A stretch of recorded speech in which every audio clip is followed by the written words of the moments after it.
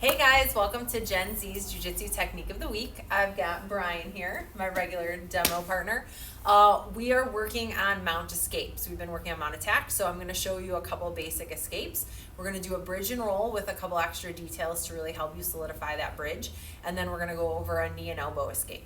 So if I have Brian on top of me here, okay, in mount, we're in our position. So ultimately, if my partner is postured, and they might be so, be like this more so in gi because there's gi and collar grips, right? In no gi, he may be a little lower, still might be postured. No matter what I'm doing, I need to bring him down, okay? So if I'm gonna bring him down, I can grip at the lapels, I can grip at the belt or the hips.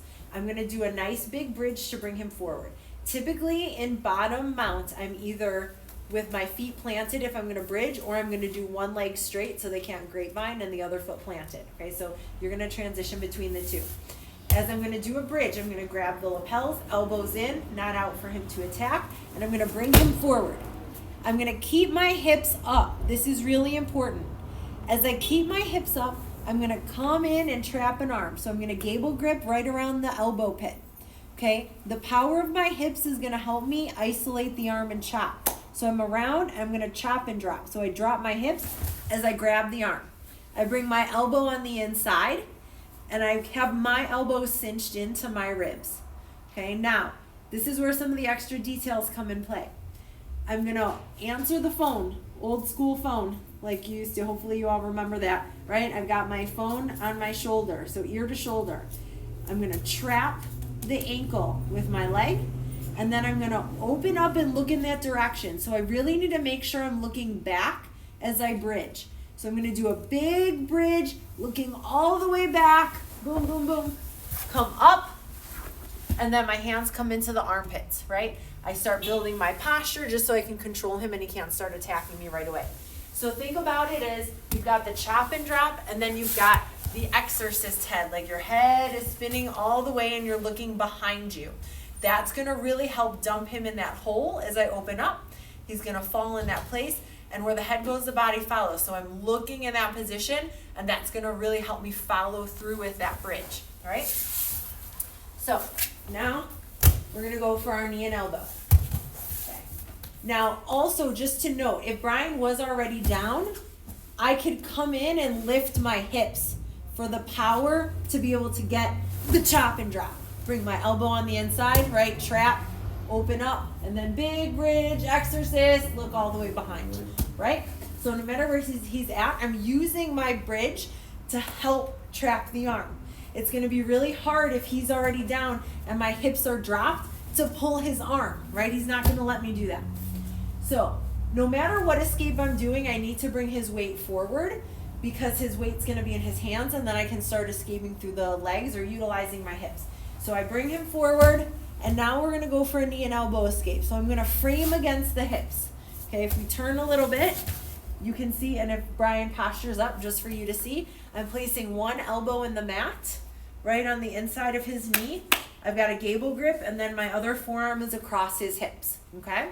I need to use this. I'm not lazy with this because I do not want him to transition to high mount. That's going to be even worse for me. I'm not going to be able to breathe. He's on my hips. I have good control. Okay, so we're here. Perfect. Now I'm going to go ahead and extend my leg. I'm going to tilt slightly to a 45-degree angle, and then I'm going to go ahead and scoop underneath his leg. I'm trying to bring my knee in line with his heel/ankle. I'm pushing him down so that I can trap the leg, right? I don't want his hips to advance. It's going to be harder to get. And then I'm going to bring my other leg in if I need to, if I can't scoop, to scrape. So my heel attaches to his ankle, and now I'm going to use my hand or forearm, hence the knee and elbow, to connect my knee to my elbow and trap his leg. So I trap with the bottom leg. Now that that's shoved in, I can do a couple things. I like to bring my frames in, shift to the other hip, bring my knee up. Okay, so I pancake from side to side. I flip-flop. I'm on the other hip, my knee's through.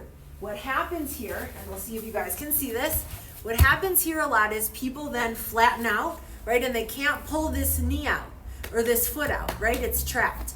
So what I like to do is come under this arm, and I'm going to rotate to my other hip. So it's a 3 flip pancake. You could think about that, right? I'm flipping 3 times to my hips. So I flip to the other hip to make an angle, and now it's so much easier for me to rotate my foot out and I can get to close guard, okay? I can start attacking, do whatever I need. From the initial trap, we come back and I've stuffed the leg and trapped. I can also frame, shift my hips out and shrimp, come in and get into my half guard, bringing the knee shield in. Okay, so we have lots of options there to be able to re-guard. I get to butterfly, whatever I'd like. But I'm making space so that I can transition and get to a guard. And that way I can start sweeping and attacking, and I've escaped to the mountain position. So hopefully you guys find that helpful. You can put any questions in the comments below, and we'll see you next time. Thanks, Brian. Thanks.